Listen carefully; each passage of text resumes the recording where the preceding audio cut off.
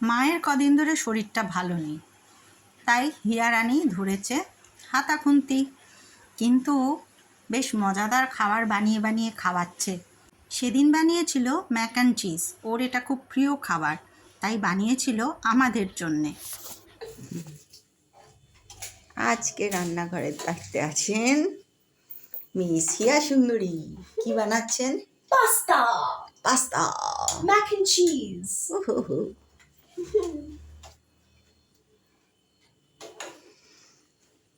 আজকে ব্রেকফাস্ট বানাচ্ছে আমাদের হিয়া ডার্লিং। দেখা যাক হিয়া ডার্লিং কি আমাদের আজকে ব্রেকফাস্টে খাওয়ায়। এটা আমারও এক্সপেরিমেন্ট। দেখা যাক। চলো চলো টাটা, ঠিকঠাক হোক তারপরে আবার দেখানো যাবে। এয়ার ফ্রায়ারটা কেনার পর থেকে আমি ব্যবহারই করিনি। হিয়াই প্রথম এখানে এসে এয়ার ফ্রায়ারটা ব্যবহার করলো, আর তাতে বেশ আমাদের উপকারী হয়েছে। গ্যাস না থাকার জন্যে এই এয়ার ফ্রায়ার বা আমি যেটা কিনেছি মাল্টি কুকার, এগুলো বেশ চটপট কাজে দিচ্ছে। বিশেষত ব্রেকফাস্ট বানানোতে তো বেশ ভালোই কাজে লাগছে। হিয়া এর মধ্যে আরও দুটো জিনিস যোগ করলো, তোমরা দেখে নাও। যদি এরকম কেউ বানাতে চেষ্টা করো বা ইচ্ছে হয় তাহলে বানাতে পারো। রেসিপিটা অবশ্য আমার জানা নেই, হিয়া বলে দিতে পারে। যাই হোক, খাবারটা ভীষণ ভালো হয়েছিল।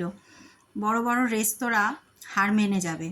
আমরা তো পাস্তা খাই, তো সেই পাস্তাটাই একটু অন্যরকমভাবে ভালোই লাগলো খেতে।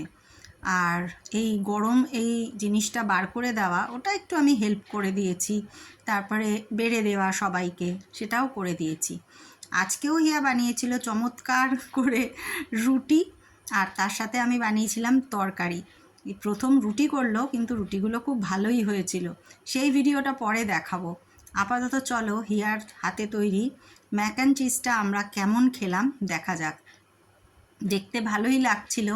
আমি সেই দিনই প্রথম খেলাম, মানে রেস্টুরেন্টে সবাই খেতে যায় এগুলো, আমার আবার রেস্টুরেন্টে গিয়ে মোগলাই খানা খেতেই ভালো লাগে, সেই কারণে এগুলো কোনো দিনই ট্রাই করা হয় না। হিয়ার আবার এই সমস্ত খেতে খুব ভালো লাগে। তো দেখো কেমন হয়েছে, টেক্সচারটা খুব ভালোই, বেশ ক্রিমি হয়েছে দেখতে। এবার একটু খেয়ে বলি।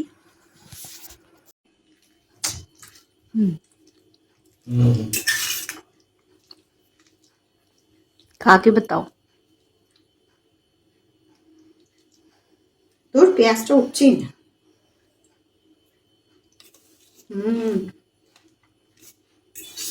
দারুণ। ভালো। টাটা টাটা করে দাও।